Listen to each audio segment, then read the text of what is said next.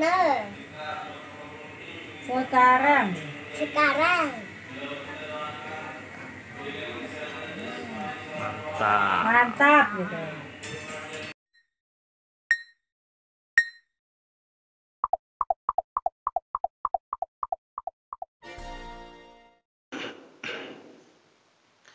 Assalamualaikum warahmatullahi wabarakatuh.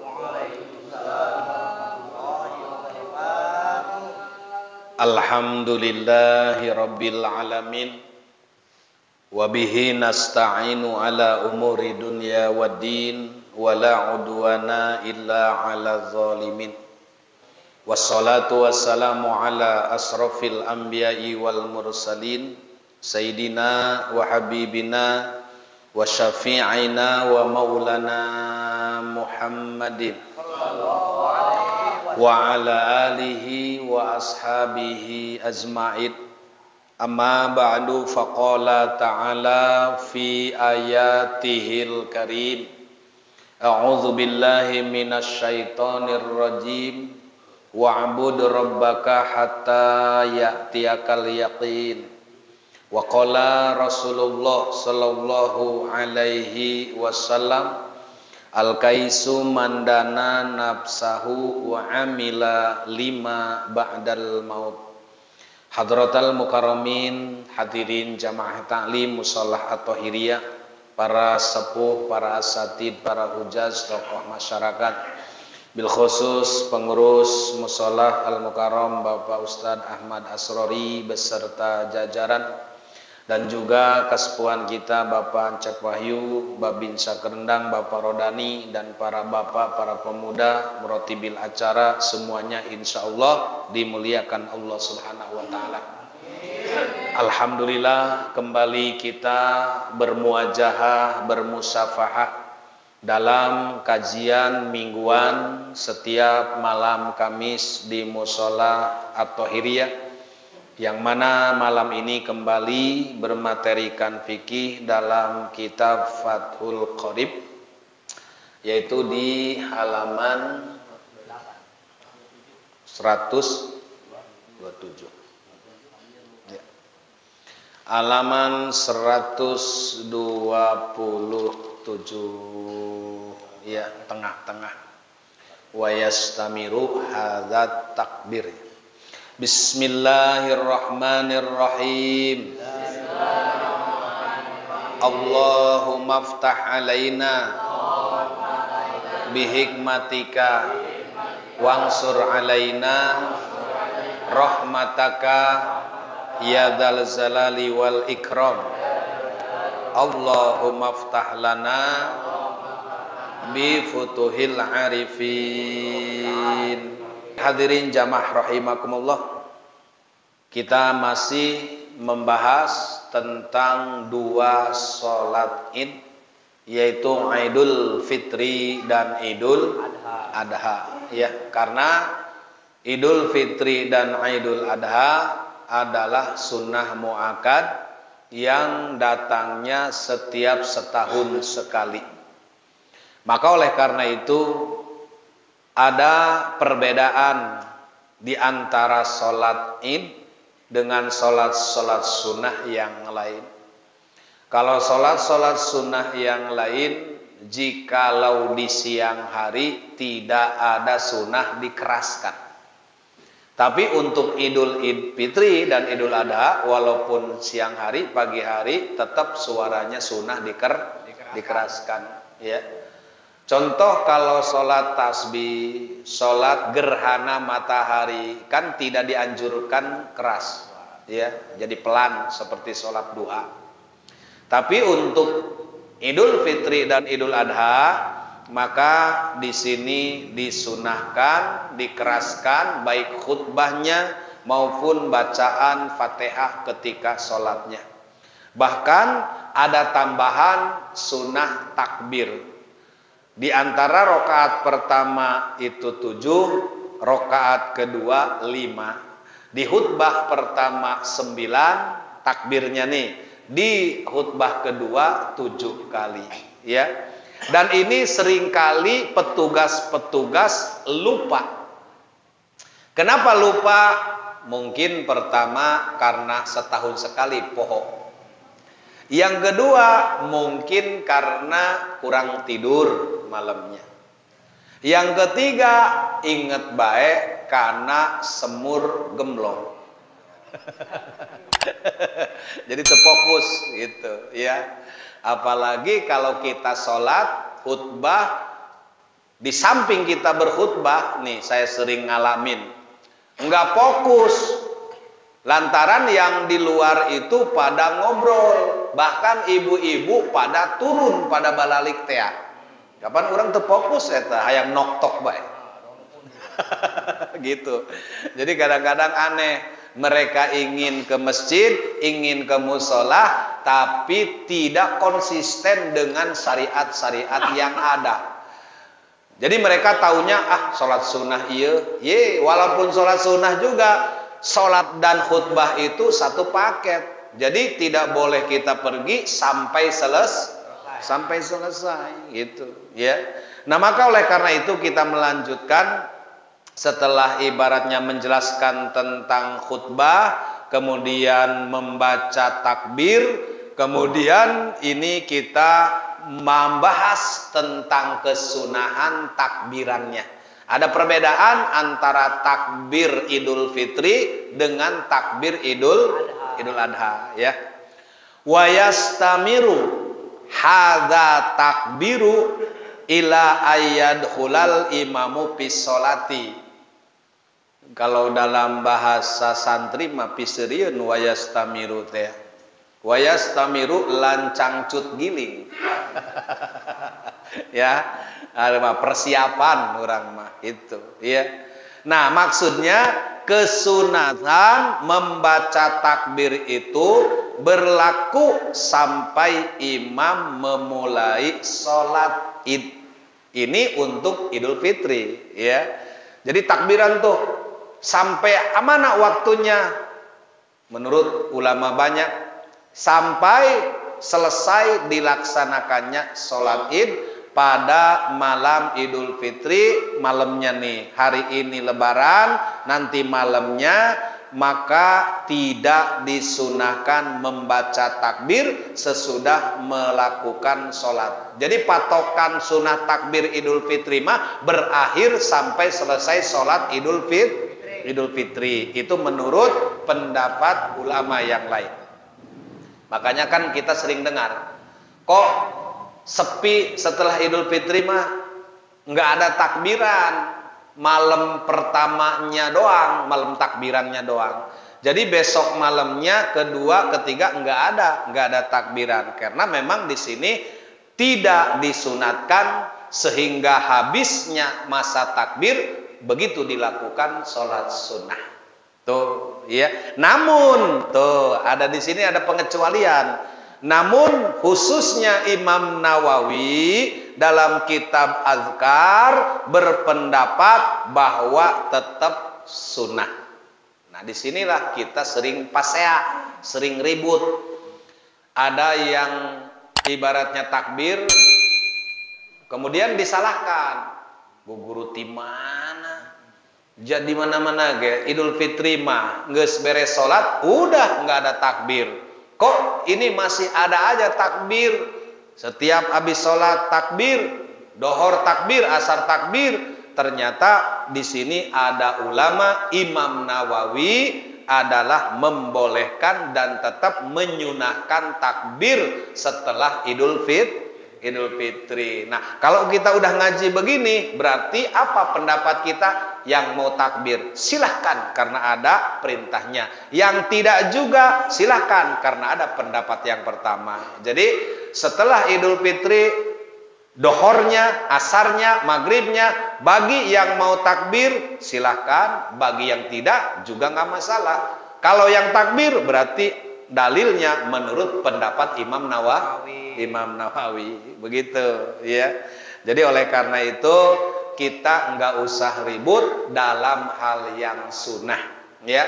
Sebab sunnah itu dilakukan berpahala, tidak dilakukan tidak berdosa. Nah, summa saro'a fi takbiril muqayyad. Kita bergeser kepada takbir muqayyad. Kalau Idul Fitri namanya takbir mursal. Kalau Idul Adha namanya takbir muqayyad. Jadi ada dua. Selanjutnya musonib membicarakan tentang takbir muqayyad.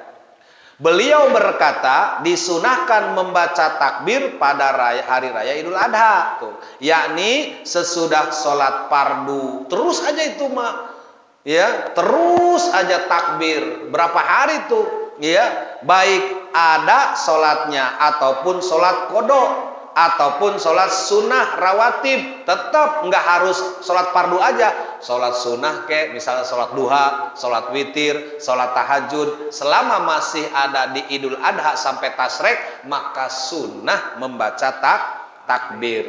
Itu bahkan sholat sunnah mutlak, sholat apa saja yang dikerjakan di ba'da sholat itu tetap dianjurkan dan disunatkan membaca takbir, bahkan sholat jenazah. Habis sholat jenazah, Allahu Akbar, Allahu Akbar, Allahu Akbar, La ilaha illallah. Cuman enggak adat, enggak umum, enggak berbudaya, tidak dibiasakan. Kalau umpamanya habis sholat jenazah, kebetulan Idul Adha ada takbir, pasti geger deui bae. Aing makarak manggih cenah di ditu. Tos salat jenazah kok takbiran. Aliran aja na ieu. Aing karak manggih aing mah ieu. Teu nyangka cenah ieu. Padahal dia tidak menghitung momennya, tidak menghitung waktunya. Kalau dia paham, oh, ternyata masih suasana lebaran Idul Adha. Itu. Jadi lemur aing mah eueuh atuh di lemur manu paeh nalin lebaran haji ge. Gitu. Jadi ini mah kebetulan meninggalnya ini pas momen-momen ada di Idul Adha. Kapan mulainya? Dimulai takbir itu daripada subuh Arafah. Jadi begini, Lebaran hari Minggu, Sabtu subuh itu sudah dimulai takbir. Kemana patokannya? Ke wukuf di Arafah. Nih orang-orang yang sekarang pergi haji, ya, itu mereka mulai digiring, mulai wukuf di padang Arafah tanggal 9 Dzulhijjah. Di mana kita hari itu disunahkan puasa Arafah di tanggal 9. Tanggal 10-nya lebaran haji. Itu. Jadi mulai takbirnya itu subuh. Kalau Idul Fitri mulai takbirnya setelah selesai buka puasa, maghrib terakhir Ramadan. Tapi kalau Idul Adha mah justru sebelumnya. Bukan di tanggal 10, tapi tanggal 9. Jadi cek bahasa orang mah poe motong, hari motong. Kalau lebaran Idul Fitri mah hari motong. Besok lebaran, hari ini motong sapi, motong kerbau, atau motong bebek, motong naon eta mah. Itu, ya. Nah, jadi ini luar biasa ya, dimulainya yaitu dari mulai subuh di Arafah. Sampai mana? Sampai asar hari terakhir tasrek. Kita hitung.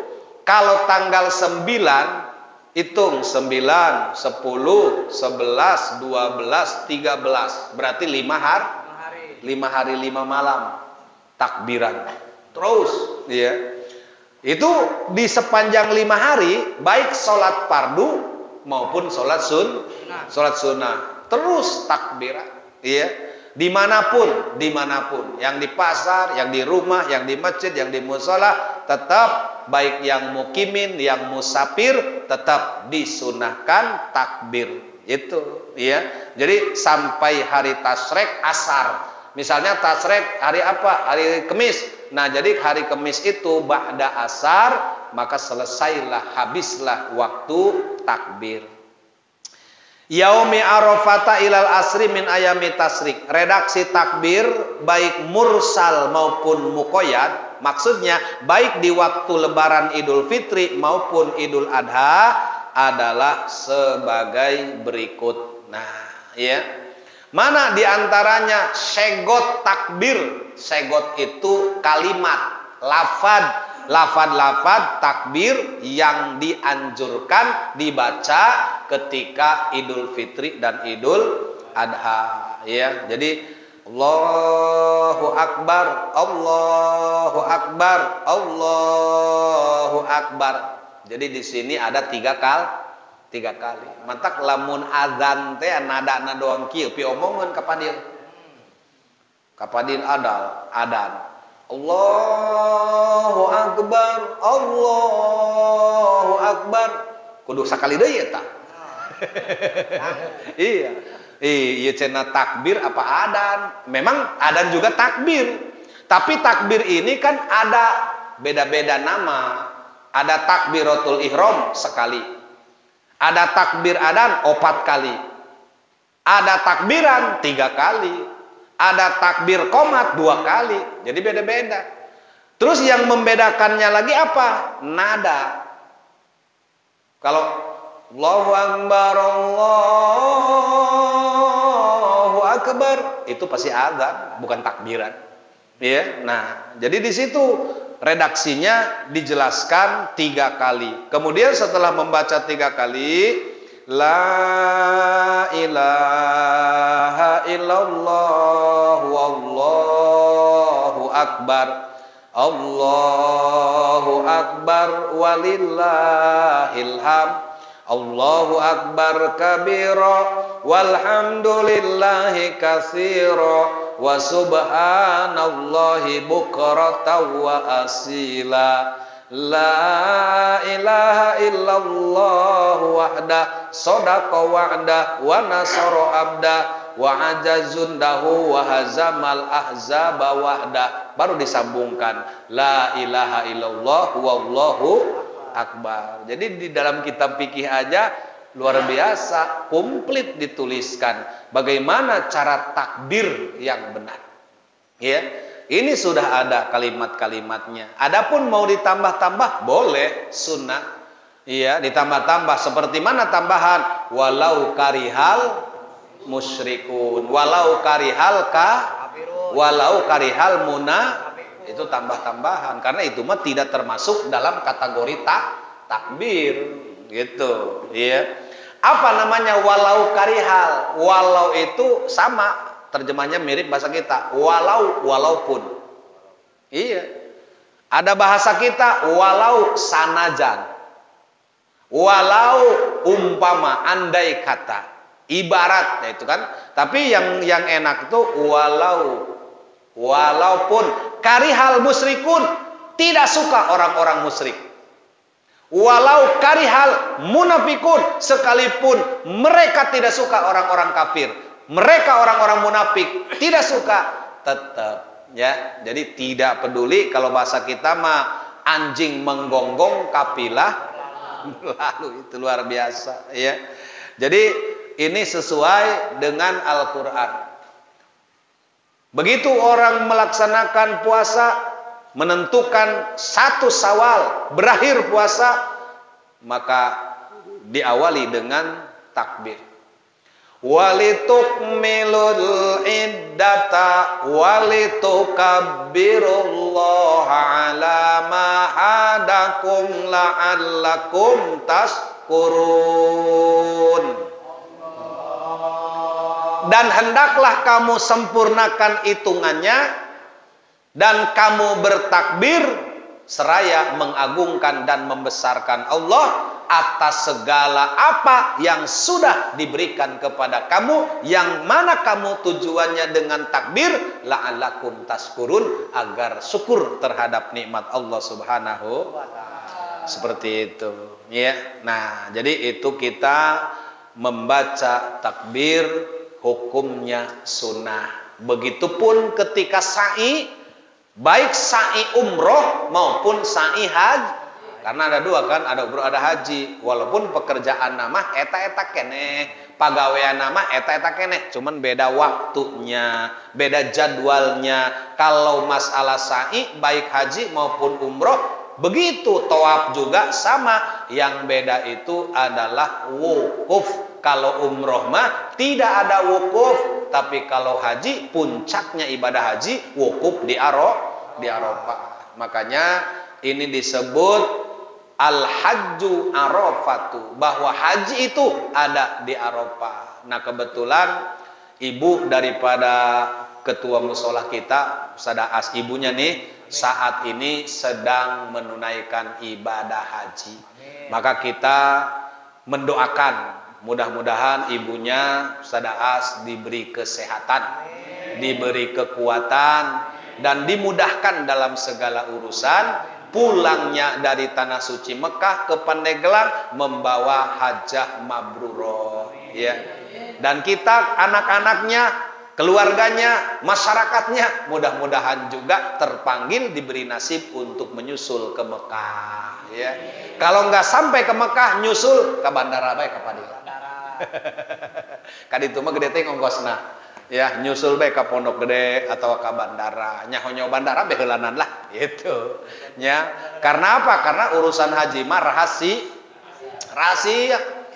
Walaupun banyak duit juga kalau Allah belum beri nasib mah tetap nggak bisa.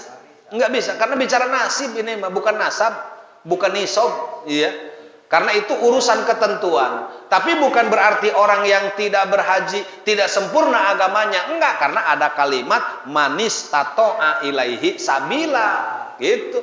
Bagi yang diberikan nasib, kemampuan dalam nasib.